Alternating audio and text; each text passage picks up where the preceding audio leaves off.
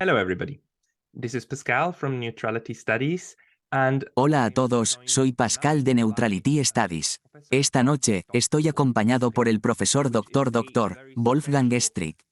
Estoy particularmente complacido porque considero al Dr. Strick como uno de los mejores analistas políticos y sociales de Alemania de nuestra era.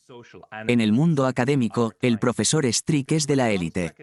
Se desempeñó como director del Instituto Max Planck de Alemania para el estudio de las sociedades. Ha publicado numerosos artículos y libros que examinan la relación entre la sociedad y la política.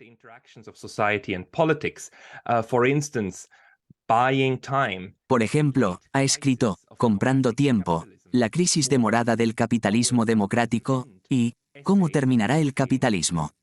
Ensayos sobre un sistema fallido. Más recientemente, publicó Democracia en el trabajo, contrato, estatus y justicia postindustrial.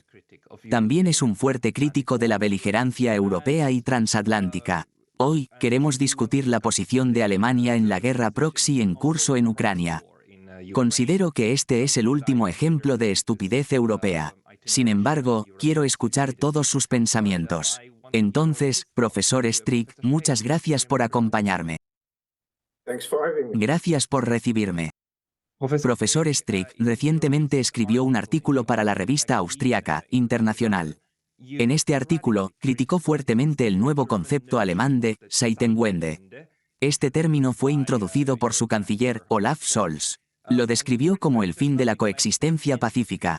¿Podría explicar qué significa Zeitenwende para Alemania o para aquellos que apoyan esta idea?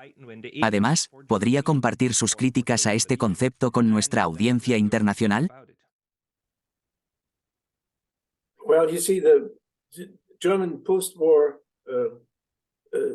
Verás, la Alemania de la posguerra se caracterizaba por el pacifismo.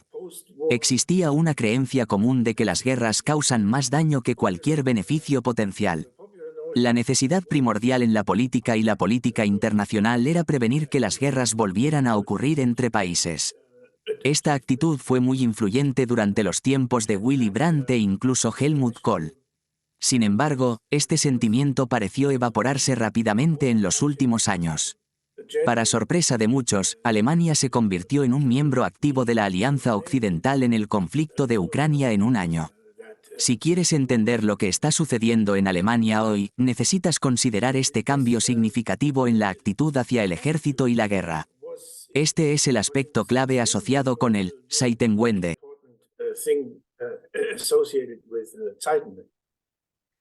¿Puede proporcionarnos una idea de la escala de esta tendencia hacia el militarismo? Me refiero a las cifras, incluyendo el nuevo presupuesto que se estableció para apoyar la economía de guerra.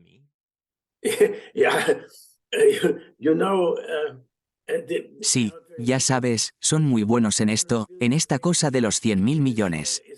Ahora se considera casi insignificante en comparación con lo que creen que necesitan o lo que se les dice que necesitan.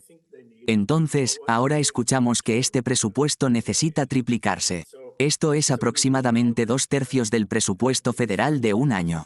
Por supuesto, cuando se trata de armamento, se necesita algo de tiempo para decidir qué quieres comprar y a quién quieres comprárselo.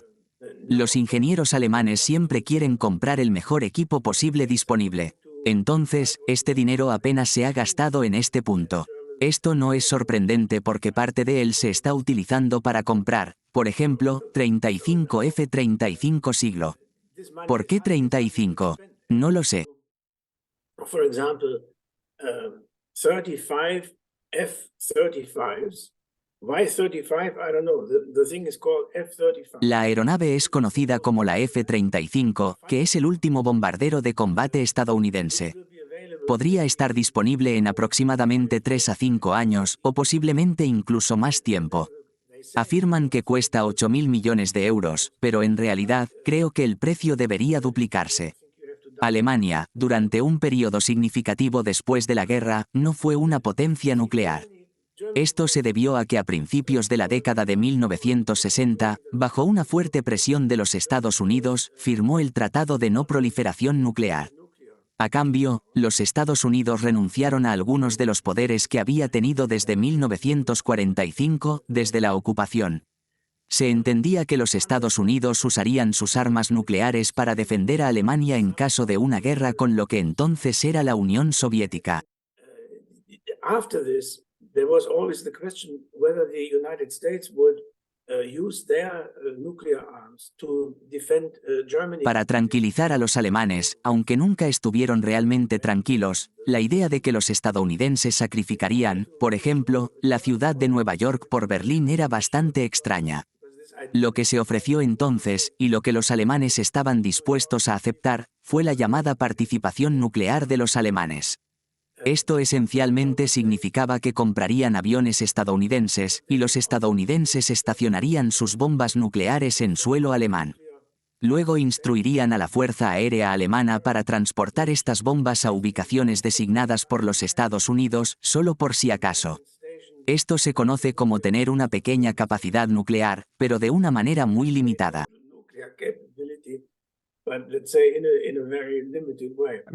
Pero lo más importante es que Alemania tiene un veto nuclear en este sentido. Alemania puede decir, no vamos a usar estas armas. Esto se debe a que no vamos a volarlas allí. Yeah, I'm not so sure because no, I think the details of this. De hecho, creo que los detalles específicos de este acuerdo no están claros. Simplemente no lo sabemos. Sin embargo, lo que sí sabemos es el recuento oficial de estos dispositivos ubicados en Alemania. Es un número de 2 dígitos, alrededor de 60 o 70. También sabemos la ubicación de los aviones actuales, los Tornados. Pero no conocemos la lista de objetivos exacta. De acuerdo, permíteme aprovechar esta oportunidad para preguntarte sobre el peligro muy real de una escalada nuclear en Europa. Durante la Guerra Fría, estaba bastante claro, particularmente para los alemanes, que una guerra nuclear limitada podría significar el fin de la nación alemana. Esta guerra probablemente involucraría armas nucleares tácticas. El conflicto probablemente sería entre Alemania Oriental y Alemania Occidental, lo que podría llevar a la destrucción total. Europa sería el principal campo de batalla. Es probable que Europa sea aniquilada antes de que Moscú y Washington comiencen a atacarse entre sí. Los satélites de estos países probablemente se destruirían entre sí. Esto se entendió bien. Fue una de las fuerzas impulsoras detrás de la desescalada de armas y la Ostpolitik bajo Willy Brandt. El objetivo era desescalar la situación en el teatro europeo. Esta idea era muy prevalente en aquel entonces, tanto políticamente como entre el público en general. Ahora, en 2023, parece que Alemania, especialmente los antiguos activistas por la paz, los verdes, están muy seguros de que tal situación nunca podría ocurrir de nuevo. Piensan que es absurdo. Como mencionaste en tu artículo, están más preocupados por los peligros de las centrales nucleares que por las bombas nucleares. ¿Por qué es esto? ¿Cómo ocurrió este cambio de perspectiva?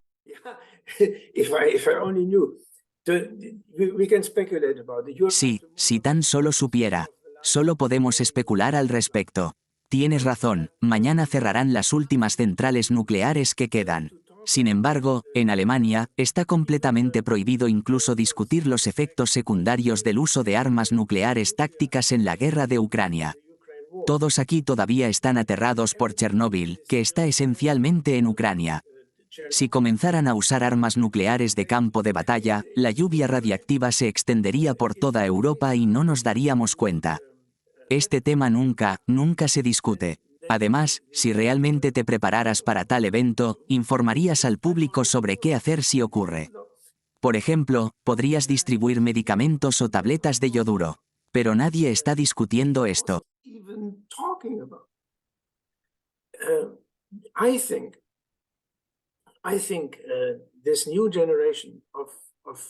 Creo que la nueva generación de políticos no ha experimentado la guerra. Quizás sus abuelos sí lo hicieron, pero puede que no los hayan conocido, ya que podrían haber fallecido antes de 1945. A estos políticos les falta una comprensión de la verdadera naturaleza de la guerra. Verás, cuando comienzas una guerra, puedes tener un objetivo específico en mente. A menudo, creen que solo tomará 3 o 4 meses lograr este objetivo. Sin embargo, las guerras suelen durar mucho más tiempo. Al final, nadie recuerda la razón original para comenzar la guerra. Esto se debe a que las guerras tienen una forma de perpetuarse. Pero esta experiencia está completamente ausente en la nueva generación. Sostienen la creencia de que con las armas y la motivación adecuadas, la guerra puede usarse para lograr algo virtuoso. Piensan que pueden derrotar al mal y dejar que prevalezca el bien. Para lograr esto, están dispuestos a correr un riesgo increíble de que la guerra pueda prolongarse indefinidamente. And for this, you take an unbelievable chance that the thing will drag on forever. Right now, they say that 17,000. Actualmente, se informa que 17,000 jóvenes ucranianos han muerto en el campo de batalla. Se espera que la guerra continúe al menos durante otro año, según las estimaciones estadounidenses. Las armas que se están utilizando se han vuelto significativamente más grandes y efectivas. Es posible que al final, 50,000 jóvenes puedan haber perdido sus vidas. ¿Y la razón? Para reclamar la península de Crimea para Ucrania. Para justificar tal sacrificio, se ha inflado la narrativa de la guerra. Ahora, se trata de derrotar a un segundo Hitler, un loco en el Kremlin.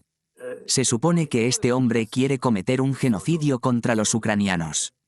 Después de eso, se espera que invada los países escandinavos, Alemania y Francia con el objetivo de conquistarlos.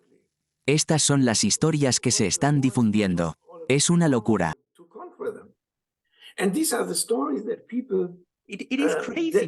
Esto es absurdo. Quiero decir, la idea es completamente insensata.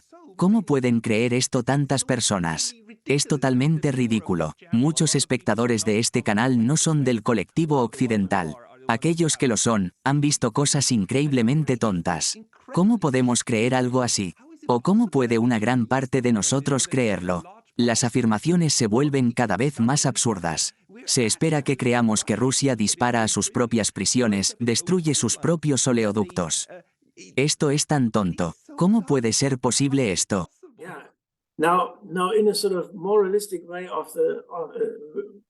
Sí, ahora, desde una perspectiva moralista, existen imperios del mal y también buenos imperios.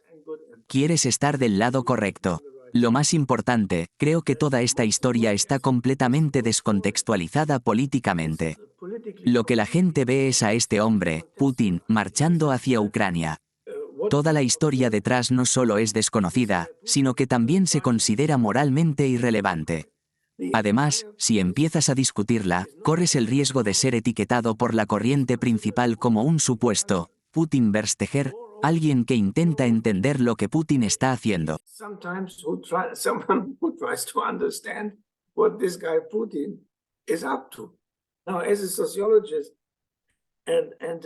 Como sociólogo que ha estudiado profundamente a Max Weber, creo que la Verstehen de Sociology, o sociología que comprende las motivaciones, es la base de todo. Es crucial entender por qué alguien actúa de la manera en que lo hace. Si no lo hacemos, como sugiere Weber, la única opción que queda es etiquetar a la otra parte como mentalmente inapta. Esto es lo que está sucediendo ahora. Al mismo tiempo, se nos dice que a pesar de la locura de esta persona, no están listos para usar su arma nuclear. Esto es una contradicción completa.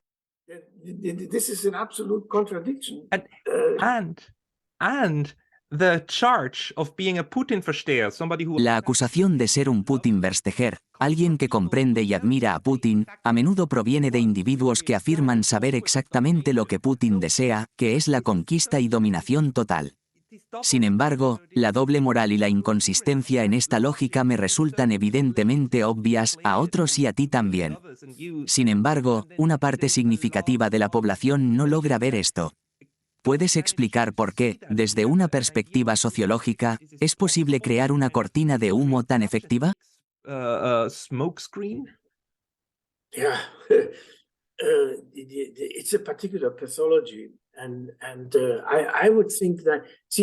Esta es una patología específica. Los datos de la encuesta sugieren que la mayoría de los jóvenes no están a favor de enviar armas pesadas a Ucrania. Sin embargo, entre aquellos que están políticamente interesados, que es un pequeño grupo entre los jóvenes, hay una perspectiva diferente. Este grupo, que típicamente vota por el FTP o los verdes, cree en las negociaciones. Están convencidos de que las intervenciones de terceros, las garantías de seguridad, la neutralidad y otras medidas similares son opciones viables. Estos son temas abiertamente discutidos en los Estados Unidos. En los Estados Unidos, hay un consenso general de que Ucrania no recuperará el control de la península de Crimea después de la guerra. También se acepta ampliamente que el resultado de la guerra no resultará en que Ucrania se convierta en miembro oficial de la OTAN o la Unión Europea.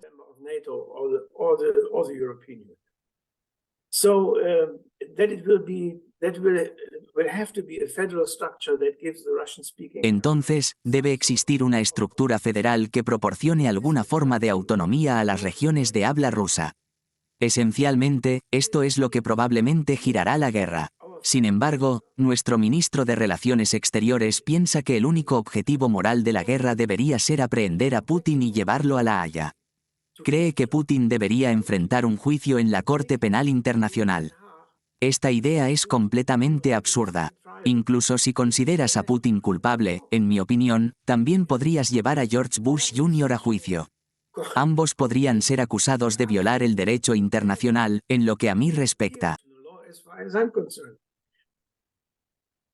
For this to happen, every reasonable human being can calculate how many. Para que esto ocurra, cualquier persona racional puede estimar el número de bajas necesarias, si las hubiera, para que las fuerzas alemanas o ucranianas lleguen a Moscú y arresten a Vladimir Putin.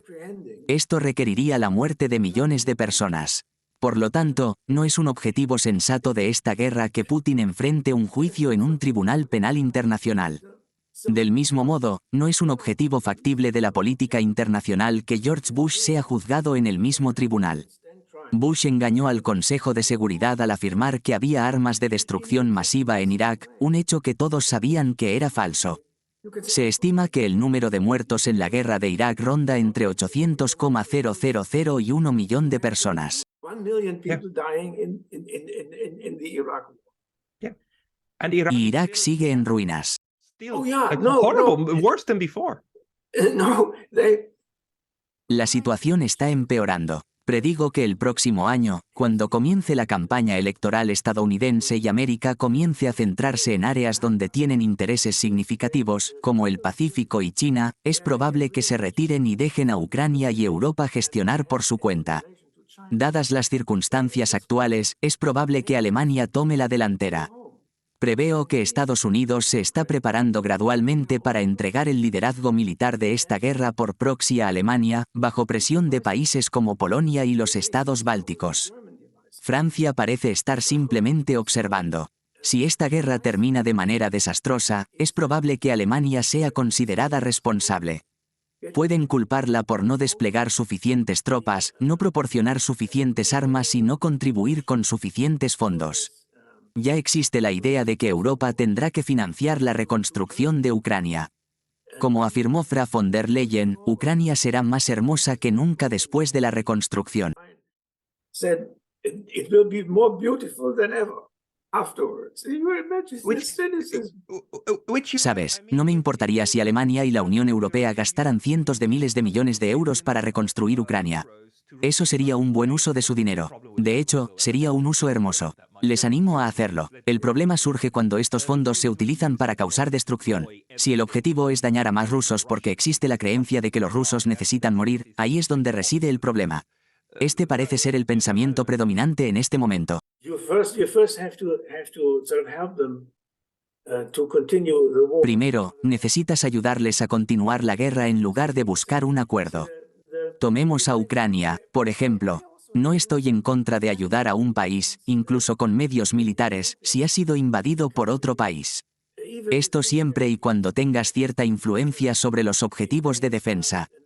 La pregunta es, ¿en qué momento estará dispuesto el gobierno del país atacado a decir que han alcanzado su objetivo y están abiertos a las discusiones? Según el gobierno ucraniano, están listos para negociar cualquier día. Pero esto solo si los rusos desocupan cada pedazo de territorio ucraniano que han ocupado desde 2014.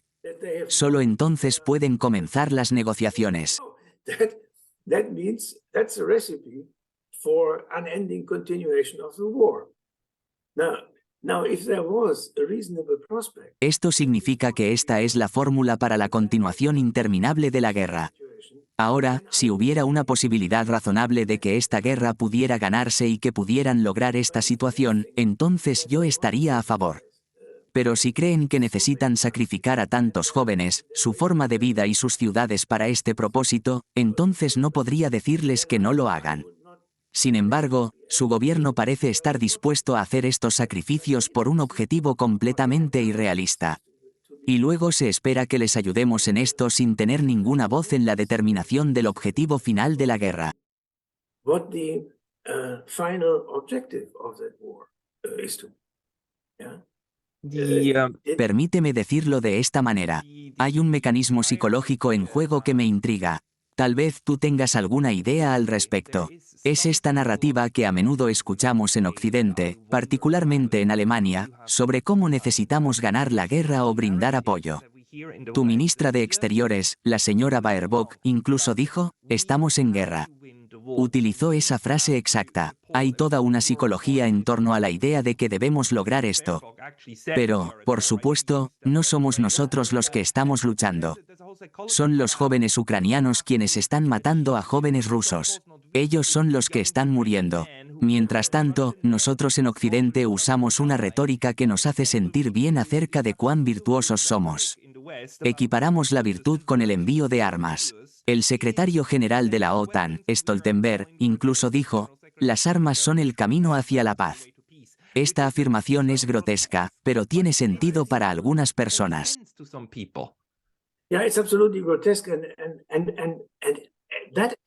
Sí, es absolutamente espantoso. Esto revela una especie de cinismo peculiar. Actualmente en Alemania, los políticos verdes, que ahora son sorprendentemente agresivos, se han negado todos a servir en el ejército alemán. Son objetores de conciencia al servicio militar. Ninguno de ellos ha servido nunca bajo el sistema de reclutamiento. Sin embargo, hablan muy bien de estos valientes ucranianos que están muriendo por nuestros valores. Sin embargo, nos aseguran que nunca enviaremos tropas a Ucrania. Todo lo que enviamos son armas y dinero. Reaseguran al electorado alemán que no enviaremos tropas. Pero si estos ucranianos están muriendo por nuestros valores, no podemos simplemente verlos morir sin ofrecer ayuda. Si estos son nuestros valores, ¿por qué no nos unimos a ellos? Sí, y creo que esto está lejos de la verdad. Al sacrificarse por nuestros valores, han ganado el derecho a ser invitados a unirse a la familia europea.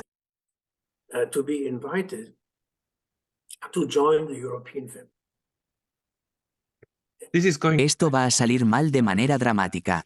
Ya sabes, armando a Ucrania hasta los dientes, e incluso incluyendo un sistema como ese dentro del sistema político actual. Esto podría hacer que la Unión Europea explote.